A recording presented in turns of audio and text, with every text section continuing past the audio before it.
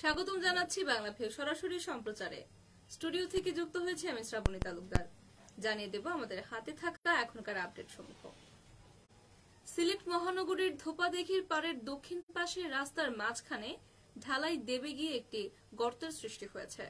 এতে চলাচলের অযোগ্য হয়ে পড়েছে রাস্তাটি। তবুও রাস্তার পাশ দিয়ে ঝুঁকি নিয়ে চলাচল করছে যানবাহন। যে কোনো সময় ঘটে যেতে পারে বড় ধরনের কোনো দুর্ঘটনা। দিনের বেলা পাশ কাটিয়ে চললেও রাতের বেলায় ছোটখাটো দুর্ঘটনাও ঘটছে। সরেজমিন গিয়ে দেখা যায় রাস্তার মাঝখানে সড়কের নিচের মাটি সরে গিয়ে একটি গর্তের সৃষ্টি হয়েছে। মারাত্মক ঝুঁকি নিয়ে চলাচল করছেন পথচারীরা এবং ছোট বড় বিভিন্ন ধরনের যানবাহন। স্থানীয়রা জানান, সকাল থেকে ভাঙা রাস্তা দেখতে পায় তারা।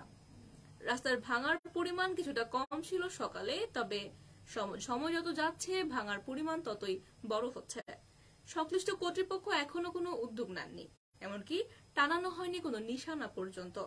এই বিষয়ে জানতে চাইলে সিটি কর্পোরেশনের তত্ত্বাবধায়ক প্রকৌশলী আলী আকবর জানিয়েছেন, বিষয়টি সম্পর্কে তিনি অবগত হয়েছেন কেবল, এবং রাস্তাটি হচ্ছে সড়ক ও জনপথ অধিদপ্তরের। তাদেরকে বিষয়টি অবগত করা হয়েছে। সহজ দ্রুত ব্যবস্থা নিলে তবেই তারা মেরামত করতে পারবেন, এমনটি তিনি জানিয়েছেন। এদিকে সিলেট থেকে এক স্কুল ছাত্রকে অপহরণের 1.5 ঘন্টার মাথায় উদ্ধার করা হয়েছে। অপহরণ হয়ে যাওয়া ছেলের নাম হাসান আহমেদ এবং তার বাসা ছিল মীরাবাজারের আঁকপাড়া এলাকায়। তার বাবার নাম ছুনু মিয়া। এই ঘটনায় 3 জনকে আটক করেছে পুলিশ।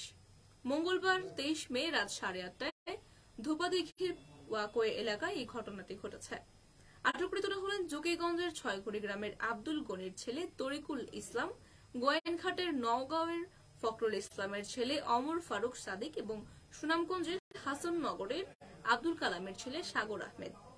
পুলিশ জানিয়েছে, অভিযোগ পেয়ে অভিযান কাজ শুরু করে পুলিশ এবং কোতোয়ালি থানা পুলিশের একটি টিম দ্রুত অভিযান শুরু করে। নগরের বিভিন্ন এলাকায় অভিযান চালিয়ে রাত 10টায় নয়াসড়ক এলাকা থেকে ওই 3 স্কুল ছাত্র সহ 3 অপহরণকারীকে আটক করেছে পুলিশ। কোতোয়ালি থানার সহকারী পুলিশ কমিশনার শামসুদ্দিন সালেহ আহমদ চৌধুরী বলেছেন, খবর পাওয়ার পর সাথে সাথেই অনেকগুলো টিম নগরের বিভিন্ন জায়গায় অভিযান শুরু করে এবং বিভিন্ন এলাকায় অভিযান চালিয়ে 3 অপহরণকারীকে গ্রেফতার করতে সক্ষম হয় পুলিশ। আটক 3 জন তাদের প্রাথমিক জবানবন্দিতে বলেছে তাদের উদ্দেশ্য ছিল মোবাইল ও টাকা ছিনতাই করা। তাদের বিরুদ্ধে মামলা প্রক্রিয়াধীন রয়েছে। মাত্র অপহরণের 1.5 ঘন্টার মাথায় পুলিশ অপহরণকারী সহ ওই বাচ্চাটিকে উদ্ধার করে তার বাবা মায়ের কাছে ফিরিয়ে দিয়েছে এবং পুলিশ জানিয়েছে তাদের বিরুদ্ধে পরবর্তী আইনানুগ প্রক্রিয়া তারা প্রক্রিয়াধীন রয়েছে। সুপ্রিয় দর্শক শ্রোতা, এই ছিল আমাদের হাতে থাকা এখনকার আপডেট। এতক্ষণ সঙ্গে থাকার জন্য সকলকে অসংখ্য ধন্যবাদ।